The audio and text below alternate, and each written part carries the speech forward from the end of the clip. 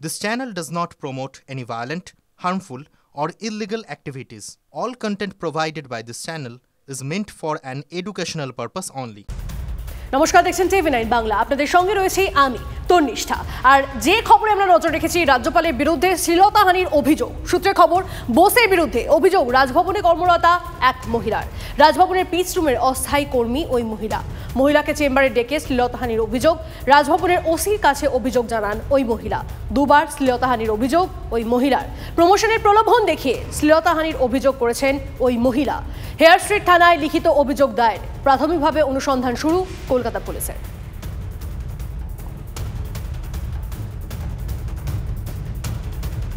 সত্য সামনে আসবেই বিবৃতি রাজ্যপালের। সাজানো অভিযোগের সামনে মাথা নত নয়। প্রতিক্রিয়া সিভি আনন্দ বোসের। কালিমালিপ্ত করে নির্বাচনী ফায়দা তোলার চেষ্টা বলে অভিযোগ করেছেন সিভি আনন্দ বোস। দুর্নীতি ও হিংসার বিরুদ্ধে লড়াই থামবে না বলেও বার্তা দিয়েছেন তিনি। একজন মহিলা যিনি রাজভবনের স্টাফ, উনি এসে একটা কমপ্লেন এনেছেন শ্লীলতাহানির। উনি সেই কমপ্লেনটা অ্যারাউন্ড 5টা আমাদের দিয়েছেন, তবে এটা রাজভবনের অফিসে যেহেতু জমা পড়েছিল, সাবসিকুয়েন্টলি রাজভবনে যেটা আমাদের পুলিশের আউটপোস্ট আছে, ওনারা ওটাকে ফরওয়ার্ড করে হেয়ার স্ট্রিট থানাতে দেন। সাবসিকুয়েন্টলি ওটা আমরা নথিভুক্ত করেছি এবং আমরা ইনকোয়ারি করছি। এটা কমপ্লেন আছে মানে হিজ এক্সেলেন্সি গভর্নরের এগেনস্টে। কমপ্লেন একটা এসেছে যেহেতু শ্লীলতাহানি, it is of a sensitive matter. ওটা মহিলা এসেছিলেন, উনি ডিটেলসে আমাদের সাথে কথা বলেছেন।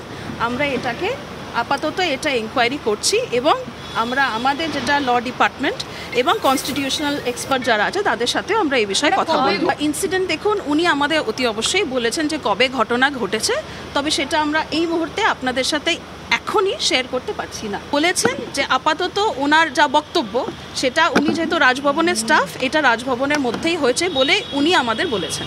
উনি আমাদের যেই কমপ্লেনটা দিয়েছেন ওটার মধ্যে উনি একাধিক দিনের উল্লেখ করেছেন। এবার সেটা আমরা খতিয়ে দেখছি। উনি ওনার সাথে কথা বলেছি, ওনার ভিউটা আমরা জেনে নিয়েছি এবং উনি যা যা সাপোর্ট আমাদের কাছ থেকে চেয়েছিলেন সেটা আমরা ওনাদেরকে দিয়েছি।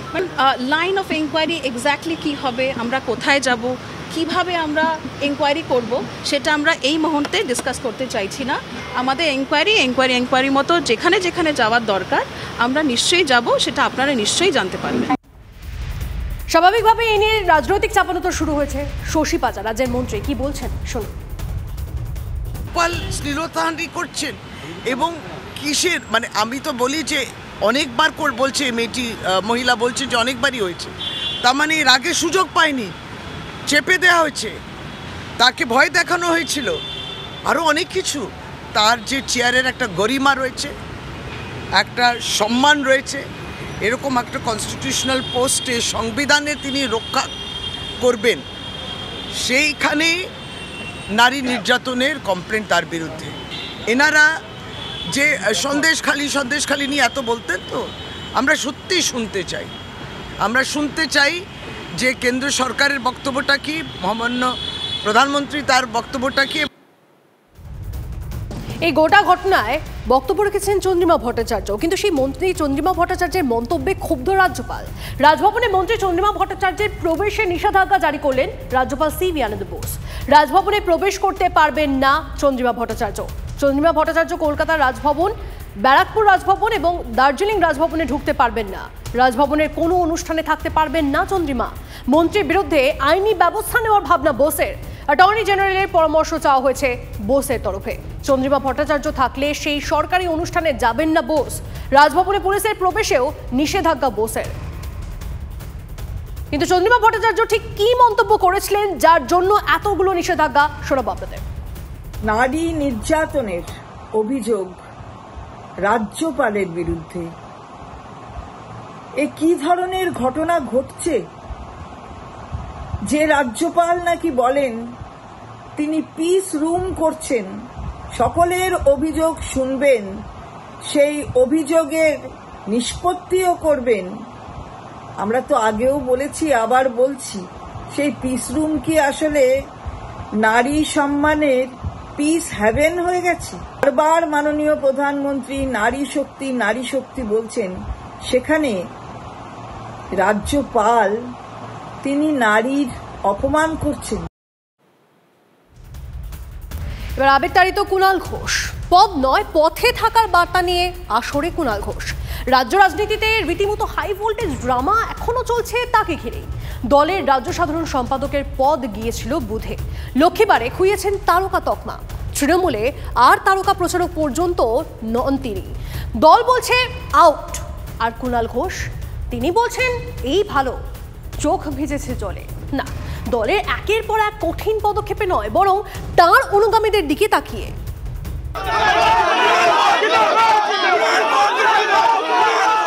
কলকাতার রাজপথে তৃণমূলের কর্মী তথা তার অনুগামীদের পাশে পেয়ে চোখ তখন ছলছল। কুণালকে ঘিরে বারবার জিন্দাবাদ স্লোগান। তার মধ্যেই ধরা গলায় দিলেন বার্তা।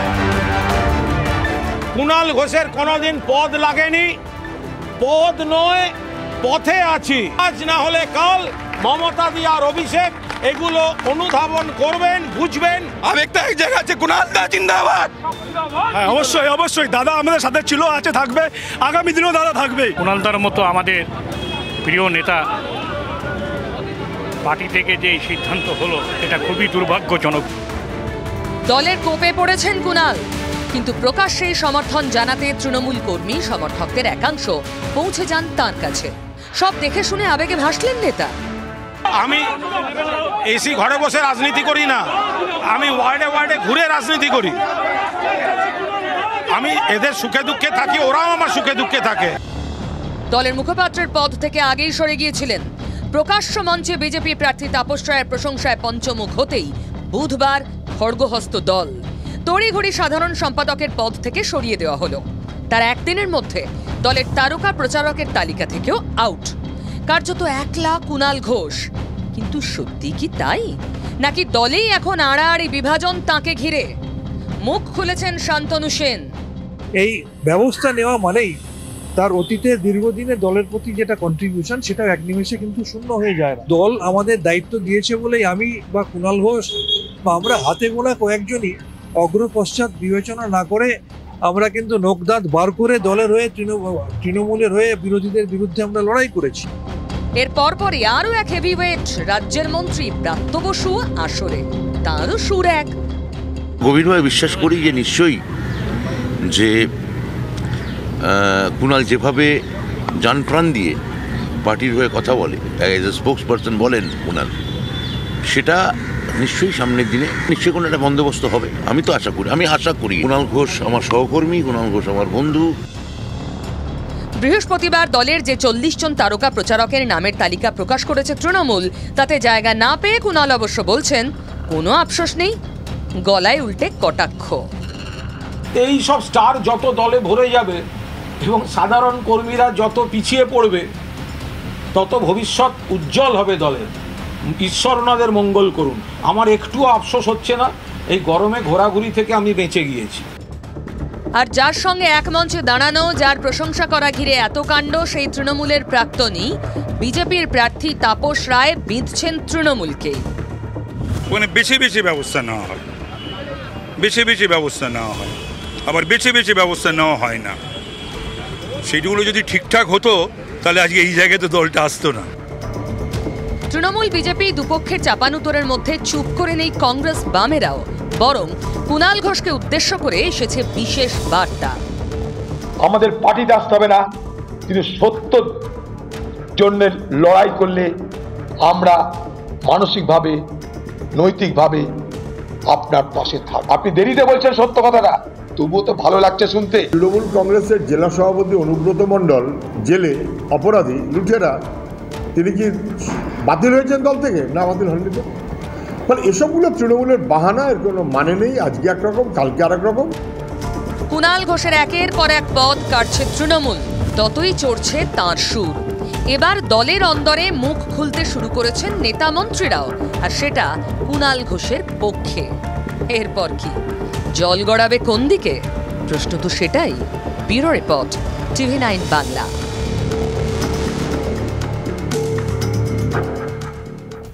কৃষ্ণনগরের প্রধানমন্ত্রীর সভার 24 ঘন্টা আগে নদিয়ার তেহট্টে দাঁড়িয়ে বিজেপির ভোট করানোর কৌশল ফাঁস করলেন মমতা বন্দ্যোপাধ্যায়।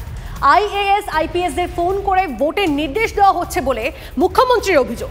নির্বাচন কমিশনকেও এক হাত নেন তৃণমূল সুপ্রিমো। বাংলার বিভিন্ন আমলা এবং পুলিশ কর্তাদের তৃণমূলের বিরুদ্ধে ভোট করাতে প্রভাবিত করছে বিজেপি। তেহট্টের সভা থেকে এমনই চাঞ্চল্যকর অভিযোগ করলেন মমতা বন্দ্যোপাধ্যায়। কারা সেই ফোন করছেন তাও ফাঁস করে দেন তৃণমূল সুপ্রিমো। আইএস আইপিএস অফিসারদের যার যে রাজ্যে বাড়ি সেখানকার চিফ মিনিস্টারদের দিয়ে ফোন করানো হচ্ছে এবং করিয়ে বলানো হচ্ছে বিজেপির পক্ষে যেন কাজটা করো। আমাকে আপনারা না বলেছেন হয়তো, কিন্তু আমি জেনেছি আমার সোর্স থেকে কোন লেভেলে গিয়ে আপনারা কাজ করছেন, মানুষের লেভেল নয়। উনি ফেস টাইমে কোন কোন পুলিশ অফিসারের সঙ্গে সারাদিনে কথা বলেন সব আমাদের কাছে তথ্য। উনি ওসব বড় বড় কথা বলছেন। রাজীব কুমার চালাচ্ছে না, বিনীত গোয়েল কি করছে লোক জানে না, এসপিরা কি করছে লোক জানে না। লোকসভা ভোট ঘোষণার আগে পদত্যাগ করেছিলেন নির্বাচন কমিশনার অরুণ গোয়েল। কেন তিনি ইস্তফা দিয়েছিলেন এদিনের সভায় তার ব্যাখ্যাও দেন মুখ্যমন্ত্রী। আপনারা জানেন আমি তাকে স্যালুট জানাই। ইলেকশন কমিশনের একজন মেম্বার চলে গিয়েছিলেন পদত্যাগ করে, বেঙ্গলের সাথে এই রকম ব্যবহার করা হচ্ছে বলে। আর আজকে যারা বসে আছে তারা কারা? বিজেপির লোক আর সাথে কংগ্রেসের বিরোধী দলনেতা। লোকসভা ভোটের প্রথম 2 দফায় ভোট শতাংশের হার বেড়ে যাওয়া নিয়ে ফের প্রশ্ন তোলেন তৃণমূল সুপ্রিমো।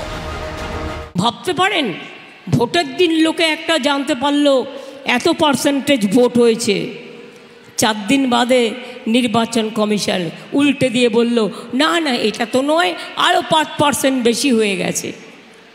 কোনো দেশে এই জিনিস হয় না, সারা পৃথিবীতে এটা লজ্জার। গো আরান হারবে বাহানাটা গিয়ে রাখছে। উনি যখন 21-এ জিতেন তখন ইভিএম সাফ সুতরা, আর এখন যখন হারা নিশ্চিত হয়ে গেছে তখন ইভিএমে আশঙ্কা প্রকাশ করছে। বিজেপি মতুয়াদের মিথ্যে প্রতিশ্রুতি দিচ্ছে বলেও এদিন অভিযোগ করেন মুখ্যমন্ত্রী। একই সঙ্গে তাঁর দাবি বড় মা যতদিন বেঁচে ছিলেন ততদিন তিনি তাঁর দায়িত্ব নিয়েছিলেন। যখন বড় মাকে কেউ চিনতই না, আমি বারবার ছুটে যেতাম। আমাদের ঠাকুরনগরে বিশ্ববিদ্যালয়, কলেজ, হরিচাঁদ ঠাকুরের জন্মদিনকে ছুটির দিন ঘোষণা করা, কোনটা করিনি বলুন তো? এটা সমগ্র মতুয়া সমাজের অপমান। বীণাপাণি দেবী মাতৃতুল্য এবং প্রাতঃস্মরণীয় ব্যক্তিত্ব। মমতা ব্যানার্জির কোনো অধিকার নেই তাকে চিনিয়েছে। ঠাকুরের নামে মিথ্যা কথা বলছে, ধ্বংস হয়ে যাবে। গুরুচাঁদ ঠাকুরের অভিশাপে ধ্বংস হয়ে যাবে। কৃষ্ণনগরের তৃণমূল প্রার্থী মহুয়া মৈত্রকে সংসদ থেকে বহিষ্কার করা নিয়ে আরও একবার মুখ খোলেন মমতা বন্দ্যোপাধ্যায়। মুখ্যমন্ত্রীর দাবি দেশে কি চলছে তা বলে দিয়েছিলেন মহুয়া, সেই রাগ থেকেই বহিষ্কার করা হয়েছে তাকে। ও বলে দিয়েছিল দেশে কি চলছে, কি রাগ, আমদানির পক্ষে হয়ে কেন আমদানির বিরুদ্ধে বলবে? 2, বিদেশের কিছু কিছু লোককে, আরে কার সাথে কার বন্ধুত্ব খুঁজে বের করতে গেলে, কেঁচো খুঁড়তে গেলে দিল্লির নেতাদের সাপ বেরিয়ে যাবে। শুক্রবার এই কৃষ্ণনগর শহরেই বিজেপি প্রার্থী অমৃতা রায়ের সমর্থনে জনসভা করবেন প্রধানমন্ত্রী নরেন্দ্র মোদী। পরপর 2 দিনের হাই ভোল্টেজ সভা ঘিরে স্বাভাবিকভাবেই কৃষ্ণনগরের রাজনীতির পারদ তুঙ্গে। মহাদেব কুণ্ডুর রিপোর্ট, TV9 বাংলা। ফের ভোটবঙ্গে প্রধানমন্ত্রী। বৃহস্পতিবার রাতেই কলকাতায় পৌঁছন প্রধানমন্ত্রী নরেন্দ্র মোদী। রাজভবনে রাত্রিবাস। কাল বাংলায় 3টি কর্মসূচি রয়েছে প্রধানমন্ত্রীর। সকাল 11টায় প্রথম সভা বর্ধমান দুর্গাপুর লোকসভার দক্ষিণ বর্ধমানের সাই কমপ্লেক্সের মাঠে। দুপুরে কৃষ্ণনগর লোকসভার তেহট্টের শ্যামনগর ফুটবল ময়দান এবং বিকেলে বোলপুরে সভা করার কথা প্রধানমন্ত্রীর।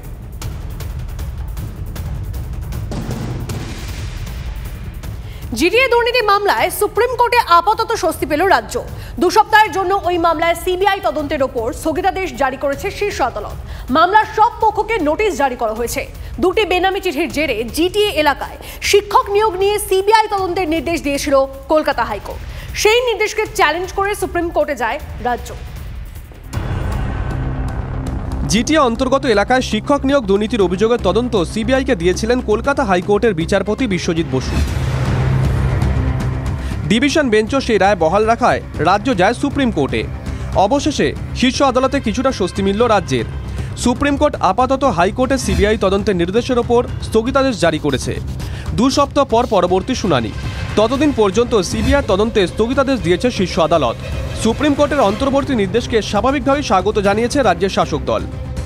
আমরা তো ইতিমধ্যে দেখেছি প্রয়োজনে পাড়ার কলতলার ঝগড়া বা মাঝবাজারের ঝগড়াতেও রাজ্য বিজেপি বা সেন্ট্রাল বিজেপির অঙ্গুলি হেলনে কথায় কথায় সেন্ট্রাল ইনভেস্টিগেটিং এজেন্সি চলে আসে, কিন্তু তাদের কনভিকশন রেট আমরা দেখেছি প্রত্যেকটা তদন্তই সেই রবি ঠাকুরের নোবেল প্রাইজ খোঁজার মতো হয়।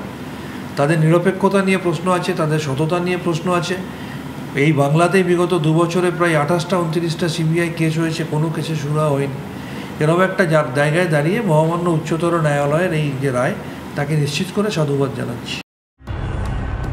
বেনামি চিঠি থেকে শুরু হয়েছিল পাহাড়ের জিটি এলাকা শিক্ষক নিয়োগ দুর্নীতির মামলা, যাতে উঠে এসেছিল প্রাক্তন শিক্ষামন্ত্রী পার্থ চট্টোপাধ্যায়, বিনয় তামাং, ছাত্রনেতা তৃণাঙ্কুর ভট্টাচার্য সহ শাসক দলের বেশ কয়েকজন নেতার নাম।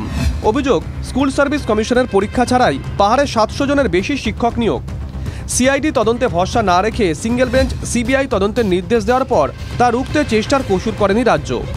রায়ের পরে স্কুল শিক্ষা দপ্তরের অভিযোগের ভিত্তিতে বিধাননগর উত্তর থানায় এফআইআর দায়ের হয়। পাশাপাশি আইনি লড়াইয়ের জন্য ডিভিশন বেঞ্চের দ্বারস্থ হয় রাজ্য, কিন্তু সিঙ্গেল বেঞ্চের রায় বহাল রাখে বিচারপতি হরিশ ট্যান্ডনের ডিভিশন বেঞ্চ। অবশেষে সেই সিবিআই নির্দেশ থেকে রাজ্য আপাতত স্বস্তি পেল সুপ্রিম কোর্টে। Bureau report, TV9 Bangla. আচ্ছা, লোকসভা ভোট তো গোটা দেশেই চলছে, সেখানে বাংলা ভোট আছে, আর তেমনই তার সঙ্গে সঙ্গে রয়েছে সংঘর্ষ, গুলি, বোমাবাজি। এর মধ্যে পুরো দমে চলছে রাজ্যের শাসক দলের গোষ্ঠীদ্বন্দ্ব, তাতেও যেন বিরাম নেই। অভিযোগ, তৃণমূলের গোষ্ঠী কাজিয়ার জেরে হাওড়ার বাঁকড়ায় পঞ্চায়েত অফিসে শুট আউট, গুলিতে জখম পঞ্চায়েত প্রধানের বাবা সহ 2 জন। গুলি চালানোর ঘটনায় 3 জনকে আটক করেছে পুলিশ।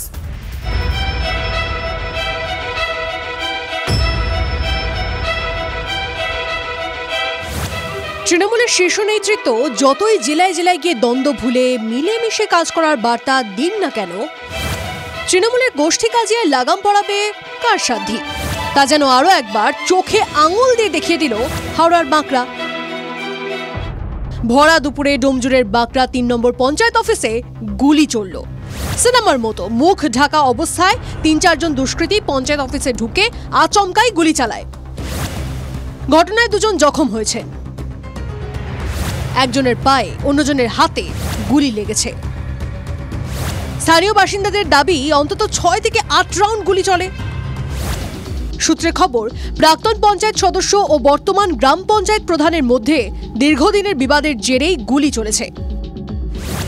22 জন সদস্য নিয়ে তৃণমূল পরিচালিত বাঁকড়া 3 নম্বর গ্রাম পঞ্চায়েত গঠিত। অভিযোগ, শেখ সাজিদ ও তাঁর দলবল পঞ্চায়েত দখলের চেষ্টা করছেন। পঞ্চায়েতে অনাস্থা এনে বর্তমান প্রধানকে সরানোর চক্রান্ত চলছে।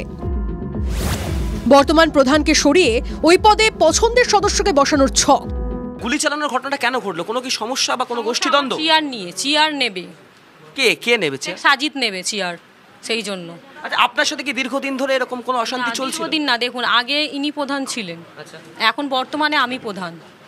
3 মাসে আমাদের অনাস্থা ডাকা হয়, এই আমাকে বসতে দেওয়া হবে না বলে রিজাইন দেওয়ার টর্চার করা হয়। বরাবর আমাদেরকে হুমকি দেওয়া হয়। একটা গোষ্ঠীদ্বন্দ্ব আমাদের মধ্যে আছে, এর জন্য করে আমাদের প্রায় হুমকি দেওয়া হয় যে ইলেকশনের আগে তোমাদের জানে মেরে দেওয়া হবে।